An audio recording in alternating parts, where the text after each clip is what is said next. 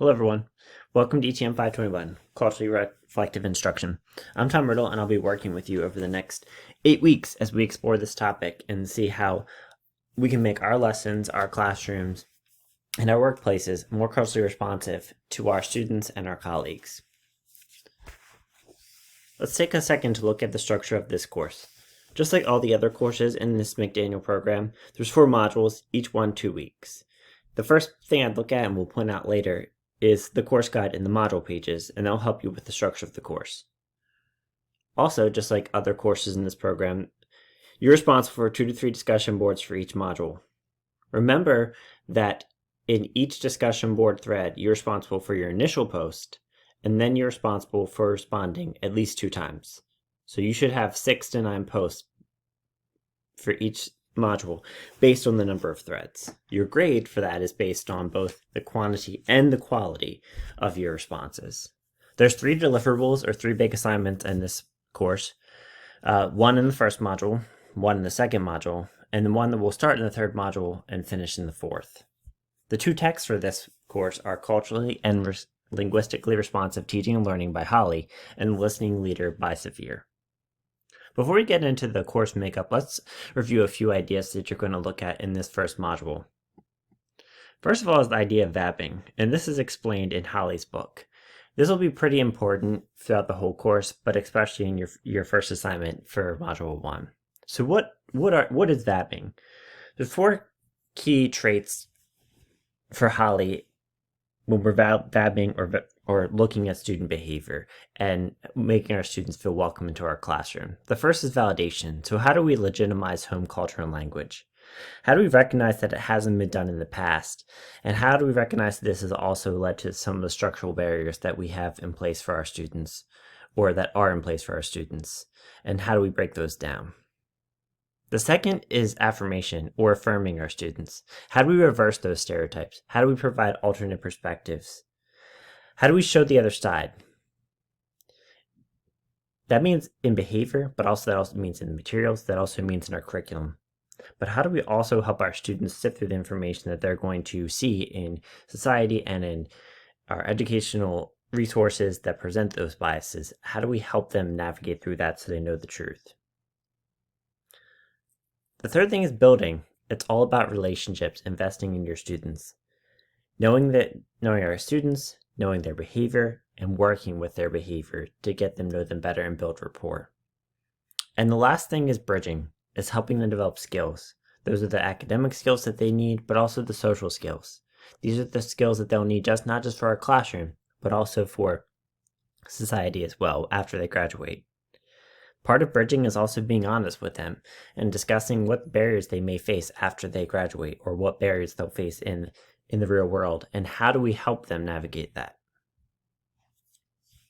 The other key thing that Holly talks about in chapter 1 and 2 is the methodology continuum, the difference between traditional, responsive, and culturally responsive instruction. Traditional behavior or traditional instruction is what we all know. It's teacher-led instruction. There's not much chance for student interaction, and it's a one-way street. Responsive instruction is a two-way street. It's more student-centered. The teacher and the student are working together to learn.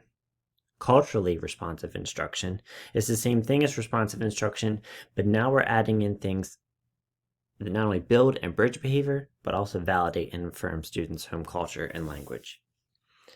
In any lesson, there's going to be elements of traditional, responsive, and culturally responsive instruction. And it's okay to have elements of traditional instruction in our lessons. There's nothing wrong with that. Our goal, though, is to put as much culturally responsive and responsive instruction into our lessons.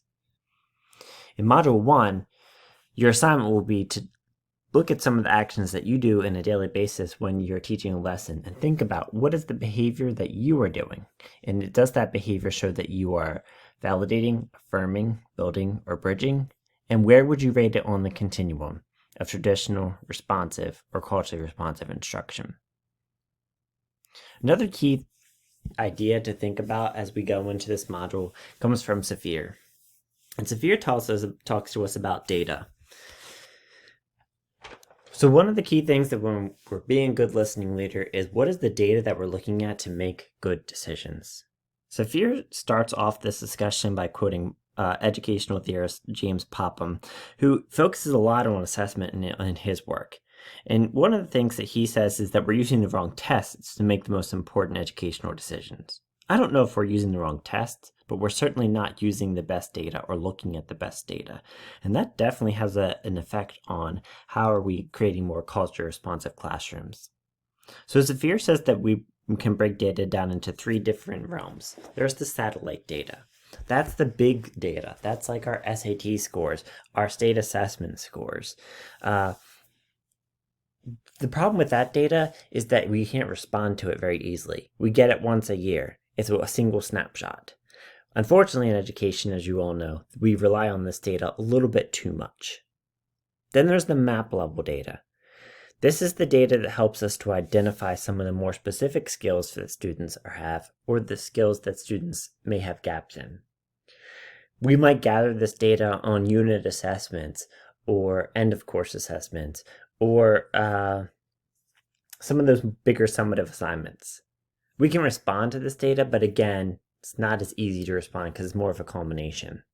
And then there's the street level data. The street level data is the data that we get every single day.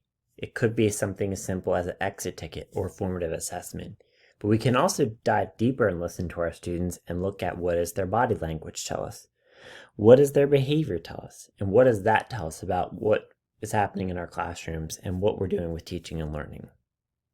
It's very easy to respond to that street level data. Unfortunately, sometimes we don't pay enough attention to that street level data in education, and we focus more on the map and the satellite level data. But think about the impact of building a culturally responsive classroom if we focus more on that street level data, especially as we're validating and affirming student behavior. Think about what data you're looking at in your school each day and in your lessons. Let's take a look now at the course makeup, just to go over this quickly. Again, this course is set up as far as structure as some of the other courses that you've taken in this program. Start off by reading the Read Me First section, which tells you the course structure, and then review some of the other important elements, including the discussion boards, time expectations, and the qualities of a successful learner. The syllabus is here. The syllabus is very similar to the Read Me First, but feel free to read over it so that you know how you'll be graded in this course. The course guide is a breakdown. Each module has an overview. These is also described in more detail in the module section. The rubrics are the rubrics for each of the deliverables, including the discussion forum. There's also some exemplar assignments for each of the major projects that you'll do. Please be careful with an exemplar is an example of the structure. It doesn't mean that it is the best project that we'd ever received. It's more just helping you with how do we structure things. So in Module 1, you'll take a look at the first chapter of Saphir and the first 2 chapters of Holly. You also read Equity Literacy for All and watch these 2 videos. The major deliverable for this assignment is to reflect on your own practices. So what you're going to do in this assignment, which should be pretty easy for you to do, is think about a lesson that you have taught, or if you're back in your classrooms already thinking about a lesson that you do teach. Take 20 to 30 minutes of that lesson and plot each activity. Once you've done that, also then take a second to decide whether that's an example of traditional instruction, responsive instruction, or culture responsive instruction. And then take an example and decide, are you validating and affirming behavior, or are you building bridges? This first part of your thing should be done in a table. Very simple. Once you've done that, then take a page or 2 to answer these questions based on what you've read. Are you meeting the needs of all your students? How? How are you not? How do you know? And how does that relate back to Saphir and her levels of data? And then related to Holly and his work, what changes could you make in order to better meet the needs of students? And if you believe that you're already meeting the needs, what are some strategies that you could do to help you stay inspired and fresh while working with students? This will be due at the last day of the module in 2 weeks.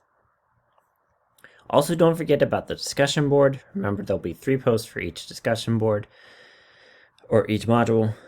Make sure that you're posting in there early and then throughout. Again, an initial post and then 2 follow-up posts for each of the 3 threads. If you have any questions, feel free to reach out through email at any time. I look forward to working with you this semester.